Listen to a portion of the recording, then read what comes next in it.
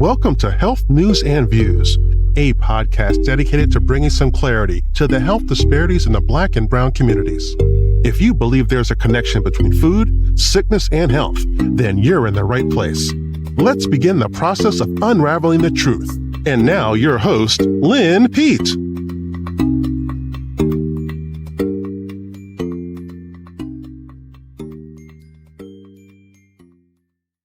Greetings and welcome to another episode of Health News and Views, Food, the Final Frontier. I am your host, Lynn Pete. Well, in today's episode, we will explore the eating based on our blood type. Yeah. Are you struggling with weight loss? Are you concerned about digestion? How about bathroom infrequency or frequency? Perhaps you've noticed a particular affinity for certain foods. Well, the intriguing concept of eating based on your blood type, as suggested by experts, could hold the key to addressing these issues. These are the questions we will explore today. But first, our disclaimer that the subject matter provided in this podcast or any of our published documents is for informational purposes only. Food, the Final Frontier, and our partner Health News and Views.info, we do not attempt to treat, diagnose, or cure any disease or condition. Always check with your healthcare provider before making any lifestyle, dietary, or prescription drug changes. And now, here's a fun food fact brought to you by maricopa.edu, dietaryguidelines.gov. These are the guidelines for eating for Americans for a period between 2020 and 2025. So this is relevant information. Nutrients, what are they? Well, these are the substances found in food, and they perform three essential functions in the body. Food, real food, provides energy. Real food contributes to the bodily structure. And real food can regulate the chemical processes in the body. What do you need those for? Well, you need them in order for your body to function. It allows us to move, breathe, develop, and reproduce, and even more. The basic functions allow us to detect and respond to environmental surroundings, to excrete wastes, and to breathe, grow, reproduce. Well, there's 6 classes of nutrients required for the body to function and maintain overall health, and they are carbohydrates, lipids, proteins, water, vitamins, and minerals. Well, think about it. If you can say that your current dietary choices optimize the above-mentioned claim, you may be on the right path. Well, if not, then a change is in order because we eat to live, right? We don't just live to eat. Yes? Well, blood type dieting. In an article by Harvard Health Publishing, a question was asked. Do you know your blood type? Why is that important, you ask? Well, your health may hang in the balance by knowing your blood type.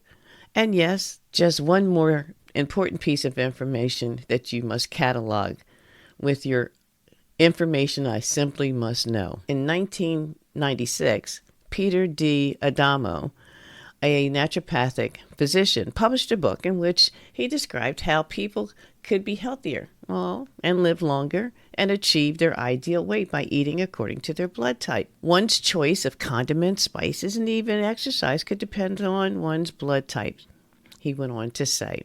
And soon the book was a bestseller and people everywhere were finding out their blood type and revising their grocery lists and changing how they ate, exercised, and thought about health.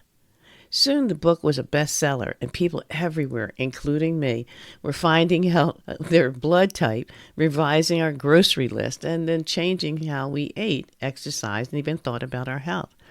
Here are some of the recommendations according to Eat Right for your type. And the blood types are A, AB, B, and O. And those with the O blood type, positive or negative, should choose high-protein foods and eat lots of meat, vegetables, fish, fruit, but limit grains, beans, and legumes. To lose weight, seafood, kelp, red meat, broccoli, spinach, and olive oil are best. Wheat, corn, and dairy are to be avoided. That's according to Dr. Adamo. Those with the A-type blood should choose fruit, vegetables, tofu, seafood, turkey, and whole grains, but avoid meat. So if you're an A-type, meat's not on your list. And for weight loss, for the A-types, seafood, vegetables, pineapple, olive oil, and soy are best. Dairy, wheat, corn, and kidney beans should be avoided. And those of the B type, you should pick a diverse diet, including meat, fruit, dairy, seafood, and grains, to lose weight. Type B individuals should choose green vegetables, eggs, liver, and licorice tea, but avoid chicken, corn, peanuts, and wheat. Well, so is this evidence-based information or is it scientific conjecture? According to the Harvard Review, they said the theory behind these diets is that the blood type is closely tied to our ability to digest certain types of foods, and that the proper diet will improve digestion, help maintain an ideal body weight. It may even increase your energy levels and prevent disease, including cancer and cardiovascular disease. Type O was said to be the original ancestral blood type of the earliest humans, who were hunter-gatherers with diets that were high in animal protein. Group A was said to evolve when humans began to farm and had more vegetarian diets. Group B blood types were said to be on the rise among nomadic tribes who consumed a lot of dairy products. And since Group AB blood was supposed to have evolved from the intermingling of people with types A and B. Okay, so AB recommendations were intermediate between those of people of the A and the B type. Each of these theories has been challenged, and for example, there is evidence that type A was actually the first blood group to evolve in humans, not type O. There is no proven connection between blood type and digestion.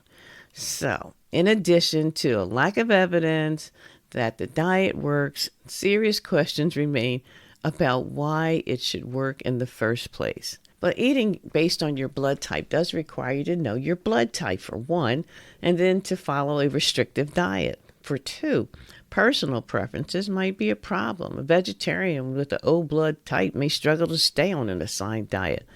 And people who love red meat may be disappointed to learn that they have type A blood.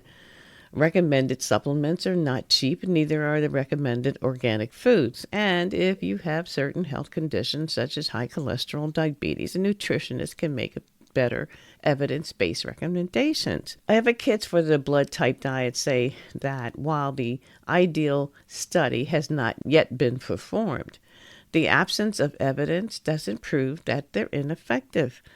There is also no proof that these diets are harmful. So, my guess, and those of others, the interest in blood type diets will not disappear anytime soon. Thanks to Harvard Health, Cleveland Clinic, and Healthline for the information. Now, is this theory or conjecture? I think it is something to consider. Given that the explanation behind my blood type, B positive, eating desires, and my husband's O positive are so different, I'm leaning towards, yes, the theory does. This is not just conjecture. It is, for me, theory. I couldn't pry that steak out of my husband's hand if I wanted to, nor would his dietary choice for my no meat or minimal meat satisfy him. What say you? Well, thanks for stopping by to Health News and Views, Food, the Final Frontier. I hope the information was enlightening and thought-provoking. Add blood type to your list of things you just need to know. Make it a powerful day, and remember, good health is more precious than all your possessions, because without it, not much else matters. See you again soon. Thanks for stopping by. Thanks for joining us for this episode of Health News and Views. Join us again next time as we continue to explore the correlation between food, sickness, and health. If you like the show, please subscribe and leave a review for Lynn. She would love to hear your comments. Thanks again for listening, and remember, food is the final frontier.